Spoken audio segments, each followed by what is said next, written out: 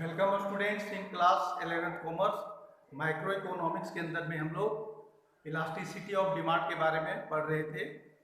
इसमें हम लोगों ने इलास्टिसिटी ऑफ डिमांड या मांग की लोच क्या है और मांग की लोच के प्रकार हम लोगों ने पढ़ा। अब हम लोग पढ़ेंगे कि मांग की लोच को कौन कौन चीज़ें प्रभावित करती है, अर्थात कौन कौन से फैक्टर्स हैं जो मांग की लोच को प्रभावित करता है। तो टॉपिक है the factors determining the elasticity of demand.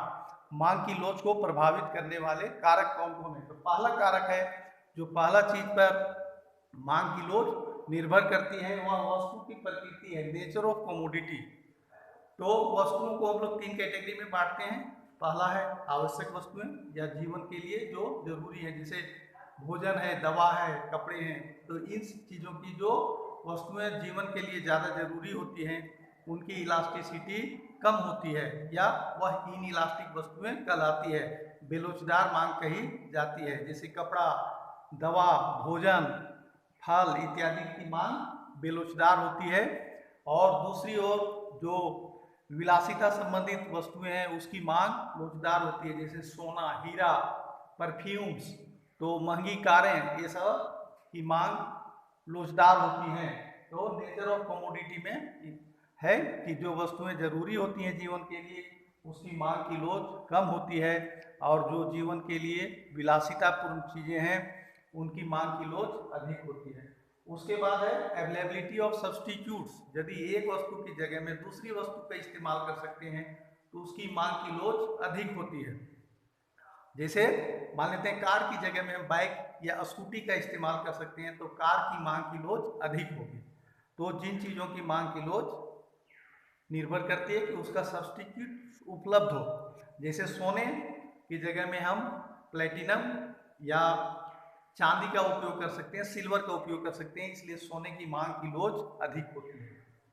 Different use of commodity, जिन चीज़ों का उपयोग विभिन्न प्रकार की चीज़ों में कर सकते हैं उसकी मांग की लोच अधिक होती है। जैसे बिजली, इलेक्ट्रिसिटी का उपयोग हम खाना बनाने में, उसी तरह से पानी गर्म करने में, पंखा चलाने में, कूलर चलाने में, एसी चलाने में, बैटरी चार्ज करने में कर सकते हैं, इसलिए इसकी मांग की लोच अधिक होती है।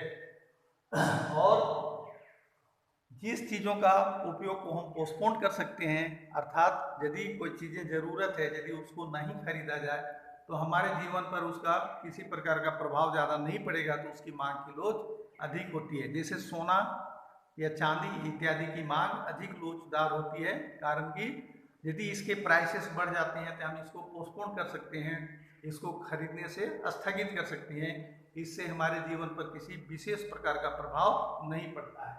उसी तरह से इनकम ऑफ कंज्यूमर, जो हाई इनकम वाले व्यक्ति हैं उसकी मांग की लोच अधिक होती है, और जिसकी आय, जिसकी इनकम, जिस उपभोक्ता की इनकम कम होती है उसकी मांग की लोच कम होती है। जो हैबिचुअल चीज़ें होती हैं वह बेरोजगार हो जाती हैं। जो चीज़ें हमें हैबिट्स में आ जाते हैं, जैसे कोई मेडिसिन लेने की हैबिट्स हो जाती है तो वह बेरोजगार होती है।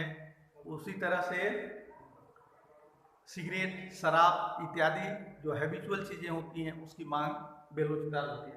तो ये सब मुख्य बातें थी जो मांग की लोच को प्रभावित करती हैं। तो इन चीज़ों को पढ़ेंगे, ये मांग की लोच तक समाप्त होता है चैप्टर्स।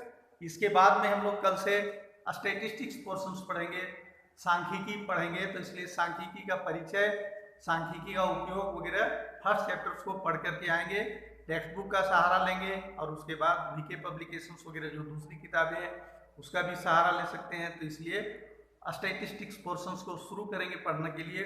तो कल से हम लोग स्टैटिस्टिक्स पढ़ेंगे। धन्यवाद, thank you, have a nice day, good day.